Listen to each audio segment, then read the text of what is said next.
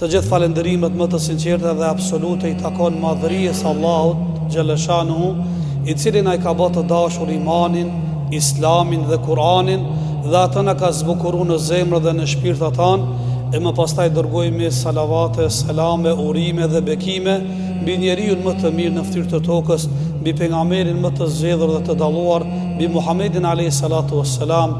Selamë qofshin dhe mbi familjen e tij të dashur, mbi shokët e tij besnik dhe mbi gjithë ata të cilët e ndjekin dhe e përcjelljin mësimet, porositë, mesazhet e tij deri në ditën e fundit të kësaj bote. Të nderuar besimtarë dhe ju të pranishëm, festa e Fitr Bajramit është gëzim për çdo besimtar dhe besimtare që u përkushtua me seriozitetin më të madh gjatë sezonit të muajit të Ramazanit, sa që këta ja vlen dhe janë të denë për ta gëzuar dhe festuar këtë fest të Fitr Bajramit. Thoshte Hasan Basriu, një dietar në të kaluarën, atë ditë kur nuk i baj gjuna dhe mëkat Zotit, për mua është fest dhe bajram. Që ka desh të thote, nuk është vetëm dy festa, që atë ditë kur nuk i ban Zotit gjuna, mërën e 24 ore, për mua është gëzimi më i madh festës dhe bajramit. Dhe ka pasë drejt me këtë thanje që ka thonë që është vizionar dhe larpamës, se besimtari pse gëzohet në Fitr Bajram, se masi 30 ditë është mundua t'ju largohet maksimalisht haramat dhe gjunat, ky ka të drejt këtë gëzimin ta ndjejë në gjoksin e vet. Sigurisht se kjo ditë është fest për ata që Allahu ja ka pranuar atyre agjërimin dhe u ka lavdruar çdo punë të hajrit. Po, edhe kjo është një ndjenjë që duhesh ta ndjejmë secili nga neve, a thua vallë Zoti, na i ka pranuar punët, veprat dhe aktivitetet që i kemi ushtruar gjatë muajit Ramazanit. Fitr Bajrami është ditë e bashkimit, është ditë e unitetit dhe vllazërimit, është një të kohë është ditë dhe fëmijëve, të cilët gëzohen po atë ditë me gëzimin e festës së Fitr Bajramit. Një ashtu është edhe ditë e miqësisë, sepse në këtë ditë ripërtrien raportet, lidhjet miqësore dhe farafisnore akoma më shumë. Është ditë e pastërtisë së zemrës nga çdo ves dhe dukuri e keqe, sikurse urrëtia, zemrimi, smira, mlefi e të tjerë. Një të kohë është ditë të cilën largohet robi nga mendimet e këqija, sikurse shpifja, përgojimi, sharja, ofendimi dhe gjërat banale. Po një të kohë është ditë ku besimtarët edhe bajnë lutje dhe urime ndaj njëri tjetrit, sikur që Zoti ka përmendur Kur'an kur i lavdron besimtarët: "Walladhina ja'u min ba'dihim yaquluna rabbana ighfir lana wa li ikhwanina alladhina sabaquna bil iman wa la taj'al fi qulubina ghillan lil ladhina amanu rabbana innaka ar-raufur rahim."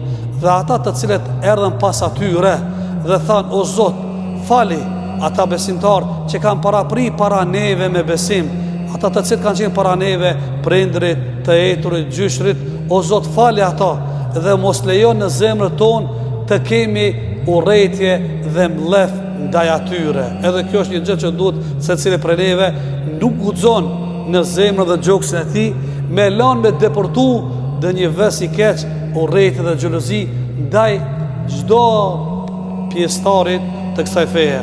Ashtu sikur që zbukurohemi me rroba të pastërta për festën e Fitr Bajramit, ashtu ne duhet të zbukurohemi me morale të mira gjatë gjithë jetës sonë. Po, sidomos hidhet e mira, bucia, morali, fjala e mirë, sinqeriteti, serioziteti, këto janë pajisjet që japin shije dhe reflektojnë te fytyra e besimtarit.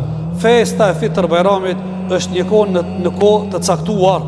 Kjo do të thotë se në këtë kohë t'i harrojmë të gjithë problemet edhe vështirësitë dhe t'i mbledhemi, mobilizojmë forcat për të përballuar me sfidat e jetës të cilat janë në vazhdimsi. Në Bajram shfaqen virtytet më të larta nga natyra e pastër e krijuar nga Allahu Dhul Xhelal. Duhet të ketë virtytet të cilat shfaqen edhe pas Bajramit. Po, pra, të jemi të pranishëm gjatë jetës tonë, edhe në mejdanin e garimit. Këtë ditë duhet manifestohet sidomos urimet, përshëndetjet, takimet, vizitat të një pas njëshme, për me marë konceptin dhe domethënien fest, gëzim, rahati, harmoni, solidaritet dhe kështu. Jo vetëm me familjen, që është në rend të parë, ne kemi edhe obligime dhe detyra nga shumë të tjerëve, sikur që ka thënë i dërguari Allahut me një hadith, haqqul muslim ala muslim khams, besimtari ndaj besimtarit ka 5 drejta. Një ndër to, kur të sëmurët e viziton, kur të vdekë e fal xhenazën dhe shkon e përcjell tek varret, e kur ka dënje hall, shkon i ndihmon, kur ka dënje gëzim, edhe ta bën dënje ftesë, duhesh me ju përgjegjës ftesës, edhe ka shumë detyra tjera, po sidomos në ditën e festër Fitr Bayramit, duhesh me qenë shumë e manifestu për atyre vllaznilik, ngroje, afërsi e asesi urrejtje, e mos flasmi, mos me pas komunikim edhe biseda dhe urime. Ajo shumë është e dhimbshme kur dëgjojmë disa njerëz me vite të tëra, me familjet e tyre nuk mbajnë lidhje dhe komunikim. Janë të idhnuar për çka? Për diçka të kësaj dunjajës. Rrallë mund të dëgjojmë dikush që u ka idhnuar për hir të Allahut. Nuk i foli filanit se ky njeri kur nuk ka dëshirë të ndëgjojë për këtë fe, kur nuk ka ardhur në xhami, nuk ka xheruar. Kjo shumë është e drejtë edhe fetarisht do shta. Ama të idhrohesh për vllajën tan, për plasha kësaj dunjas, për një hise të tokës, për diçka çka deshtam apo nuk deshtam, që e ka thënë një dietar në fjalë, të gjithë u përlajtën për shkak të tokës, në fund toka nuk e mëshiroi as hasmin as tjetër, të dy t'i futi në varr, e çka met vetëm se idhnimi e asgjë tjetër. Në këtë ditë të Bajramit mos t'i harrojmë edhe disa klasa të njerëzve, sikur që janë skamnorët, sikur që janë jetimët, sikur që gratë që janë vetë, që nuk kanë burë. Mos t'i harrojmë edhe disa kategori njerëz të cilët nuk e kanë rahatin, sigurinë, sikur që të na, sidomos në veçantinë e popullin që janë në Palestinë dhe Kaz. Në elhamdulillah kemi rahati o vëllezër. Ne vimi në xhami, kthehemi, ne shkojmë lëvizi, qarkullojmë, mbredhim me kënaqësi, me rahati të plot. Ata jo. Ata ndoshta dolin për shtëpisë, po nuk jo dihet. Andaj edhe to mos t'i harrojmë. Edhe ato të paktën në lutjet dhe duat tona. Lutë Allahun e madhëruar, Zoti të na kaplojë me rahmetin e vet. Zoti ta largojë idhrimin nëse është në mesin tonë idhrimi i Zotit. Lutë Allahun e madhëruar çdo punë dhe vepër të cilën e kemi bërë, qoftë e vogël dhe e madhe, por e kemi dedikuar vetëm Allahut, Zoti të na pranojë. Çdo vepër duhet të dedikohet atij, sikur që ka thënë Allah në Kur'an, "Qul inna salati wa nusuki wa mahyaya wa mamati lillahi rabbil alamin la sharika la."